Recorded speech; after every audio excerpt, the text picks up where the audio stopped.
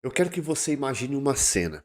Existe duas pessoas dentro de você. Uma quer crescer, perdoar, construir, evoluir, quer obedecer a Deus, quer viver em paz. Mas existe outra que sente raiva, orgulho, ansiedade. Essa outra versão de você alimenta o medo, a procrastinação, a inveja, a culpa. E diante disso eu quero que você me responda uma pergunta. Qual dessas duas pessoas você tem mais alimentado? Se você parar para pensar, talvez o seu maior inimigo não esteja do lado de fora, não seja os problemas, a falta de dinheiro, o problema no casamento, com os filhos. Talvez o seu maior inimigo esteja sentado na sua mesa, comendo todos os dias daquilo que você mesmo oferece. E como que a neurociência pode ajudar a entender esse processo? Eu preciso que você entenda que a pessoa que você vai ser daqui a 5 anos é a que está sendo alimentada hoje. Você está criando hoje a pessoa que você será daqui 5, 10, 15 anos.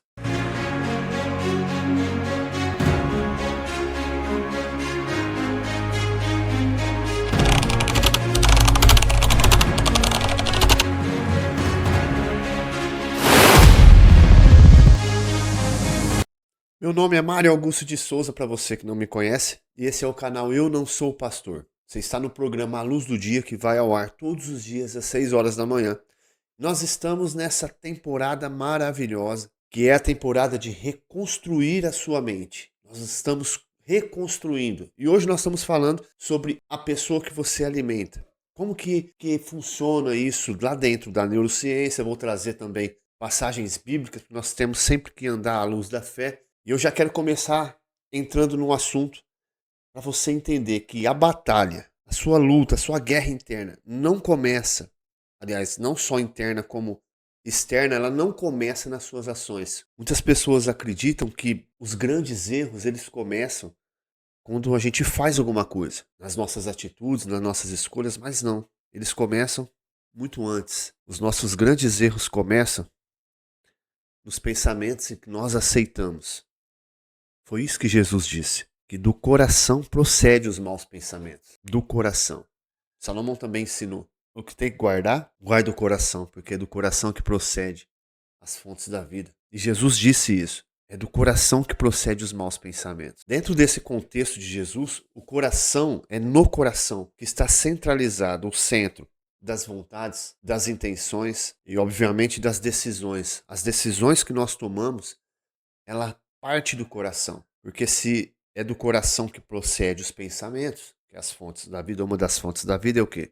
Os pensamentos. Tudo que existe procede da onde? Do pensamento. Esse celular que você está segurando, ele só existe porque alguém pensou em fazê-lo. Então tudo que existe, todas as atitudes das pessoas, procede do pensamento.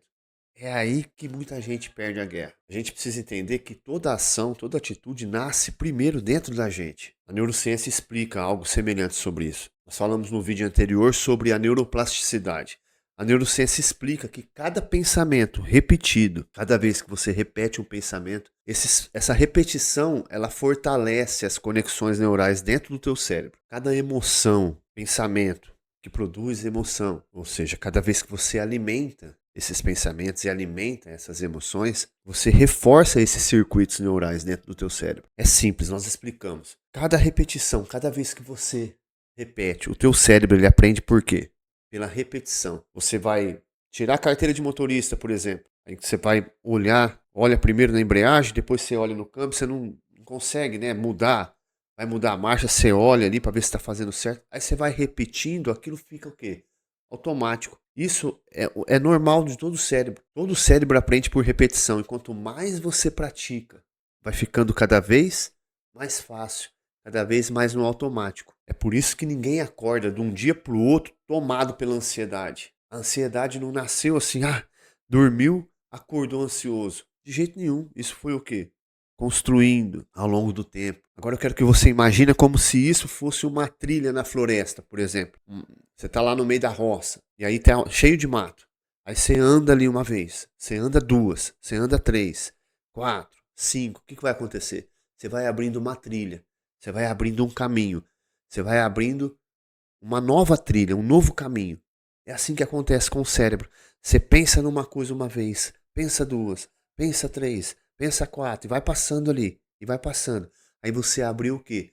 Um caminho novo para o seu cérebro. E infelizmente, nem sempre o destino é bom. Nem sempre o destino que você criou para você mesmo é aquilo que você gostaria de viver. E é isso que eu quero que você entenda. Você está treinando uma versão de você. Você às vezes deseja ser, "Ó, eu quero ser, não quero procrastinar, eu quero ser uma pessoa disciplinada", mas você treina com os seus pensamentos, com os caminhos que você está trilhando, uma outra versão sua. Existe uma pergunta que eu fiz para mim mesmo e eu gostaria que você aprendesse a fazer para você essa pergunta. Quem eu estou treinando para me tornar? Porque não é quem eu quero ser, é quem eu estou, porque você está num treinamento, você está criando essa persona. Quem eu estou treinando para me tornar?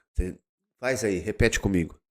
Quem eu estou treinando para me tornar? É isso que eu quero que você entenda. Toda repetição é um treinamento.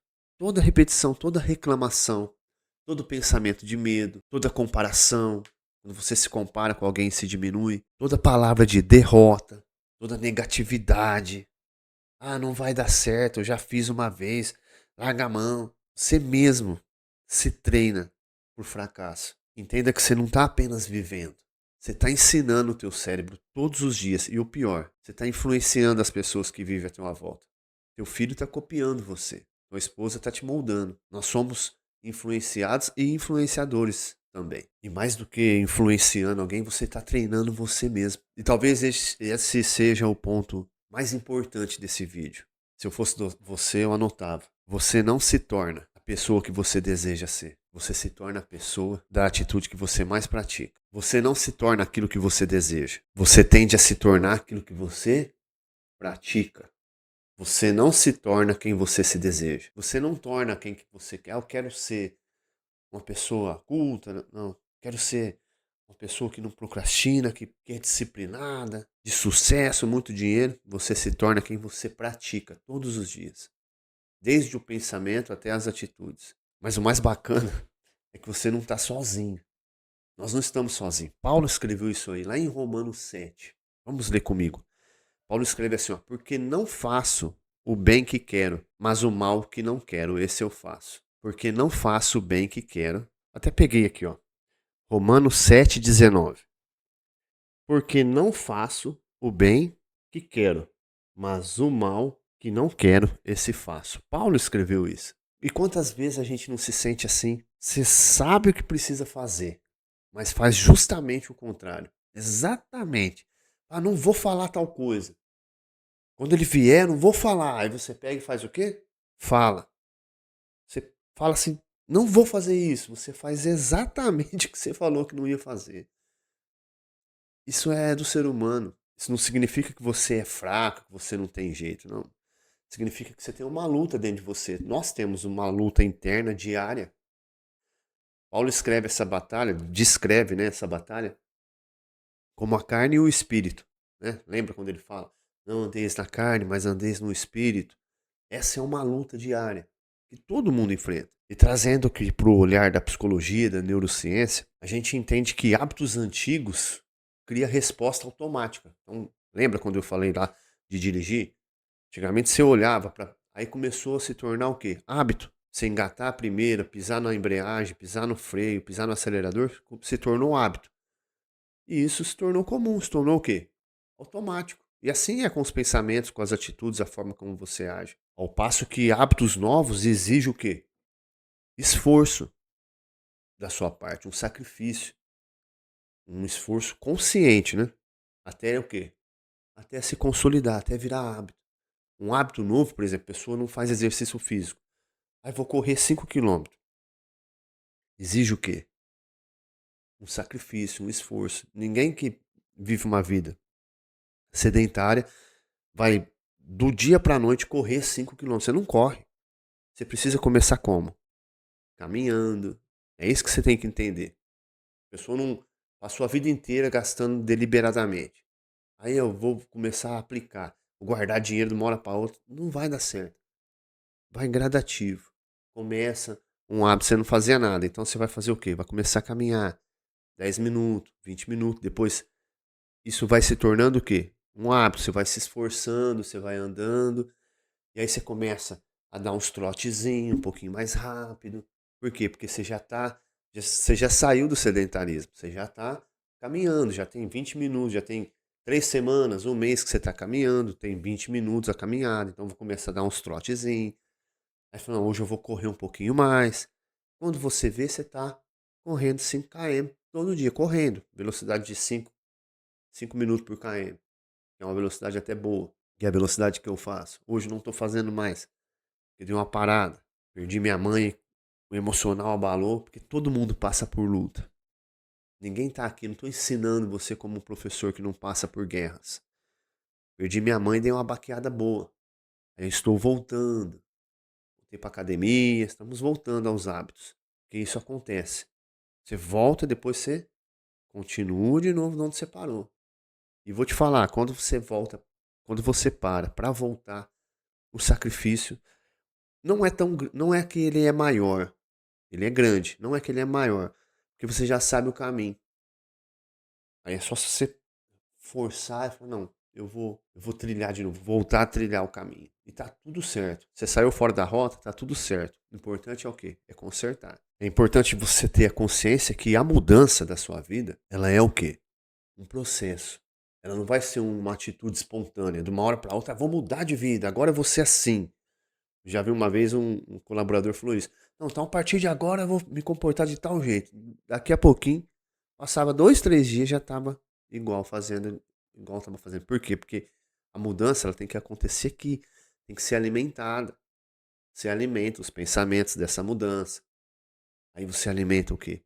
As atitudes e vai fazendo. Aí você volta a fazer aquilo do jeito que você fazia. Você fala, opa, preciso voltar de novo. É um processo. E tá tudo certo. Faz parte. É assim que funciona. O cérebro ele vai alimentar, ele vai, aliás, fortalecer aquilo que você alimenta. Você vai ficar forte naquilo, naquela nova atitude, quanto mais você alimentar. Existe uma história antiga, né, um conto antigo, que é a do lobo. Imagina 2 lobos. Você tem dois, todos nós temos 2 lobos dentro de nós. Mas vamos falar da história. A história diz que existia 2 lobos, o lobo da paz e o lobo da destruição. O lobo da paz e o da destruição. Aí alguém pergunta, quem que é que vai vencer? O da paz ou da destruição? A resposta é simples, aquele a quem você mais alimentar. Então os pensamentos de paz, de prosperidade, de longevidade, de sucesso, e os pensamentos de derrota, de fracasso, os pensamentos do passado. Quem que vai vencer? Quem você mais alimentar. É simples. O nosso cérebro é como se fosse um músculo, só para você entender. O nosso cérebro ele fortalece aquilo que você repete. Pensamentos, hábitos, atitudes. Se você alimenta a esperança cresce. Se você alimenta o medo, se você, né?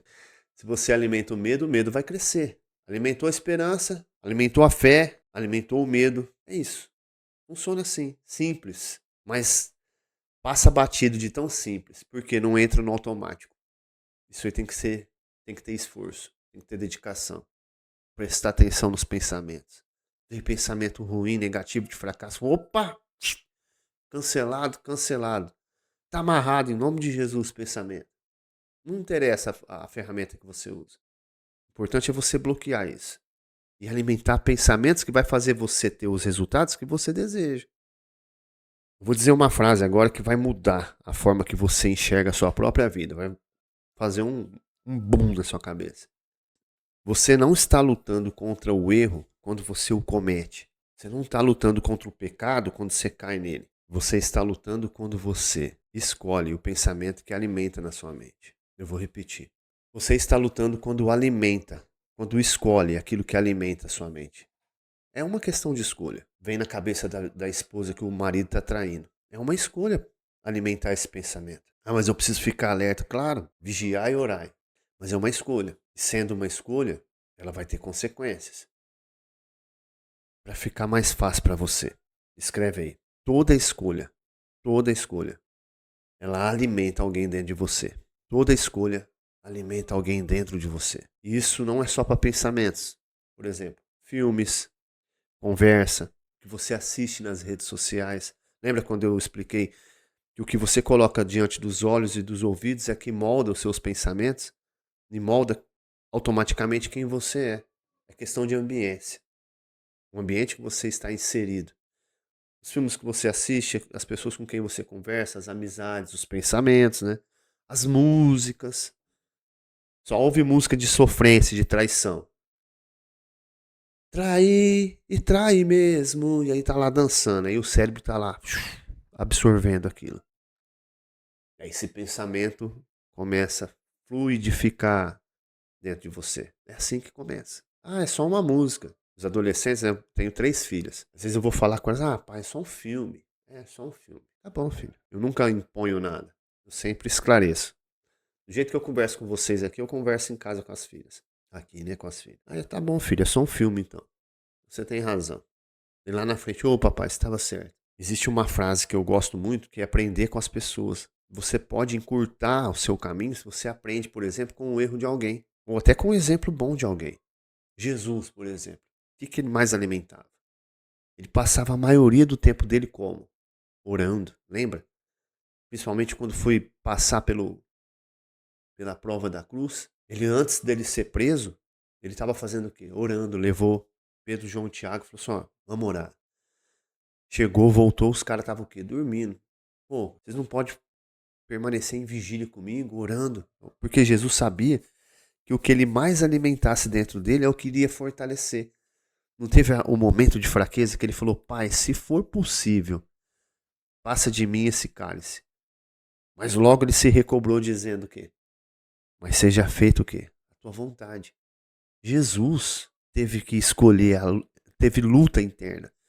Jesus teve que escolher entre o pensamento de enfrentar aquilo que ele veio fazer ou desistir. Se for possível, passa de mim esse cálice. Ou seja, mas seja feita a tua vontade. Jesus, quando vieram lá com a mulher adulta, ele estava o quê? Em silêncio, desenhando. Ele alimentava o quê? O silêncio, a oração, a comunhão com Deus. Porque sabia que aquilo que ele alimentava faria quem ele é. Faria quem ele iria se tornar. É por isso que, mesmo sendo tentado no deserto, ele respondeu com o quê? Com a palavra, porque estudava a palavra. Ele se alimentava daquilo que iria fazer ele chegar no patamar que ele deseja. Se ele ficasse de fofoquinha, ficasse fazendo o que as outras pessoas faziam, ia ter a vida delas. Não ia resistir à tentação do deserto, não ia conseguir vencer a própria vontade de desistir, que ele estava aqui como ser humano. Esse exemplo de Jesus mostra que a gente, assim, alimentar nossa mente com a verdade, com a palavra, não vai eliminar as tentações. Você não vai deixar de passar, não só a tentação, mas não vai deixar de passar problema. De jeito nenhum. Mas você, alimentando o que você sabe que precisa alimentar, vai te fortalecer para responder às tentações, para responder aos problemas.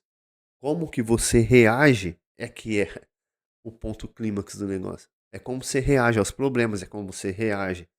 Não está escrito digo fraco. Aliás, é na fraqueza, diz digo fraco, sou forte, né? Mas dentro do nosso contexto aqui, que é no problema, né, que se descobre, é na luta que se conhece o fraco ou a sua força. É na crise que se conhece o fraco. A questão não é viver dentro de uma bolha. Ai, tudo vai dar certo. Em nome de Jesus, vai dar certo. Dentro de uma bolha. A questão não é essa. Isso aí não vai fazer você vencer problemas, não vai fazer você ser quem você deseja ser. É escolher. O que vai fazer diferença é escolher de forma intencional aquilo que fortalece a sua fé, a sua esperança e o seu caráter. Eu quero propor agora um desafio para você nas próximas 24 horas. É algo simples. Durante um dia só um dia, só o dia de hoje. Você vai passar o dia observando a sua mente. Vai prestar atenção nos seus pensamentos. Veio o pensamento na cabeça, você vai falar assim, vai pensar assim: isso aqui fortalece minha fé. Isso me aproxima da pessoa que eu quero ser. Isso aumenta a minha paz. Isso desperta o melhor de mim. Se a resposta for não, talvez seja a hora de quê? Mudar esse alimento. Muda. Para esse pensamento na hora. Isso vai fazer você só perder seu tempo. Você não vai se tornar a pessoa que você quer ser. Não vai ter paz. Corta. Talvez você esteja pedindo para Deus mudar a sua vida. Ah, Senhor, muda a minha vida, Deus. Oh, Deus. Mas talvez Deus esteja te perguntando, meu filho, o que você tem alimentado? O que você tem alimentado? E não só pensamentos, mas como eu disse, filmes, redes sociais, que mais? Ah, não tenho tempo para ler a Bíblia. Passa 2 horas só rolando a tela. Eu vou te falar uma coisa, Deus, ele pode mudar a sua vida, ele pode abrir portas para você. Mas é você que escolhe o que você cultiva dentro de você. É você que escolhe os pensamentos, o que você faz, o que você faz com o seu tempo, que é a maior moeda que você tem hoje no momento, não é dinheiro. A maior moeda é o tempo. E tempo não é dinheiro. Deus é tão bom que ele te dá o quê? O livre-arbítrio. É uma das leis, né? Livre-arbítrio. Ele te dá o quê? O poder da escolha. É você que decide aonde você vai colocar a sua atenção. É forte, eu sei que dói. Dói, mas é você, a escolha é sua. É você que escolhe onde você vai colocar a sua atenção. Onde você vai direcionar a sua atenção, que vai fortalecer ou enfraquecer quem você é. No fim das contas, a vida que você vai ter amanhã, ela depende do alimento que você coloca dentro da sua mente hoje. De acordo com o que você coloca diante dos olhos, diante dos ouvidos. Você pode escolher entre ler um livro e ficar nas redes sociais. Você pode escolher entre ler a Bíblia e ficar nas redes sociais. Ficar com conversinha fiada no trabalho. É você que escolhe.